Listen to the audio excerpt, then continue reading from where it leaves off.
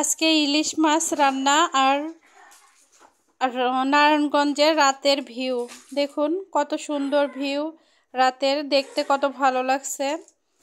বিসমিল্লাহির রহমানির রহিম। আসসালামু আলাইকুম। রাতের ভিউ দেখতে অসাধারণ লাগে, যদিও আমি রাতে খুব একটা বের হই না, কিন্তু দেখুন ভিউটা কত সুন্দর, কত ভালো লাগছে দেখতে, চমৎকার ভিউ দেখতে অনেক বেশি ভালো লাগে। যারা নারায়ণগঞ্জের এই ব্রিজটার আশেপাশে থাকেন তারা রাতে এখানে আসবেন ঘুরতে, অনেক বেশি সুন্দর এবং অনেক বেশি ভালো লাগে। আর আমি ইলিশ মাছ রান্না করছি, এই যে ইলিশ মাছটা ভেজে নিলাম, একটু ভেজে তারপরে রান্না করব, পেঁয়াজ দিয়ে টমেটো দিয়ে ভুনা করব। আমি আজকে সরিষার তেল দিয়ে রান্না করছি, এটা যে কোনো তেল দিয়েই মজা লাগে, তবে আমার কাছে সরিষার তেল দিয়ে বেশি ভালো লাগে। পেঁয়াজ কুচি দিয়ে দিলাম, পেঁয়াজটা একটু ভেজে নিব হালকা, তারপর কয়েকটা কাঁচামরিচ দিয়ে দিলাম, দিয়ে এখানে আমি সব রকম মশলা গুলিয়ে রাখছি, সেই মশলাটা দিয়ে দিব, দিয়ে এটাকে আমি ভালো করে কষিয়ে নিব। রান্না আসলে মজা হয় তখনই যখন মশলাটা বেশি ভালো করে কষানো হয়।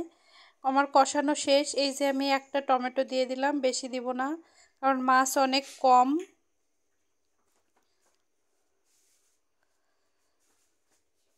টমেটোটা সহ আমি আবার কষিয়ে নিব ভালো করে। রান্নাগুলো আসলে একদম সিম্পল, সবাই পারে, তারপরেও আমি যেহেতু ভিডিও দেই এই জন্য একটু শেয়ার করি আপনাদের সঙ্গে কি রান্না করি। দেখুন আমার কষানো হয়ে গেছে, আমি এখন পরিমাণ মতো পানি দিয়ে দিব একটু। আমি একটু মাখা মাখা করে রাখবো, এই যে পানি দিয়ে দিলাম।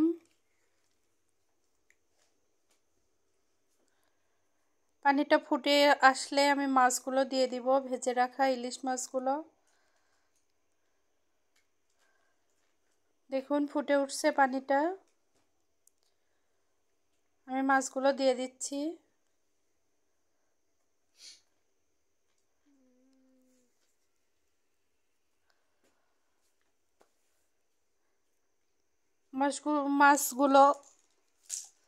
মাছগুলো এপাশ ওপাশ করে আমি একটু উল্টিয়ে নিব, নিয়ে আমি এর মধ্যে ধনিয়া পাতা দিয়ে দিব।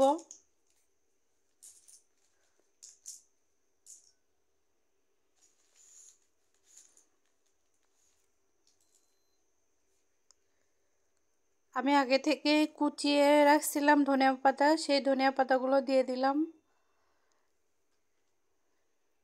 দিয়ে দিয়ে আমি আর বেশিক্ষণ রান্না করব না, একটু রান্না করেই নামিয়ে নিব। আমরা সবাই একে অন্যের ভিডিও দেখব, সবাই সবার পাশে থাকবো, ভালো থাকবেন সবাই, আল্লাহ হাফেজ।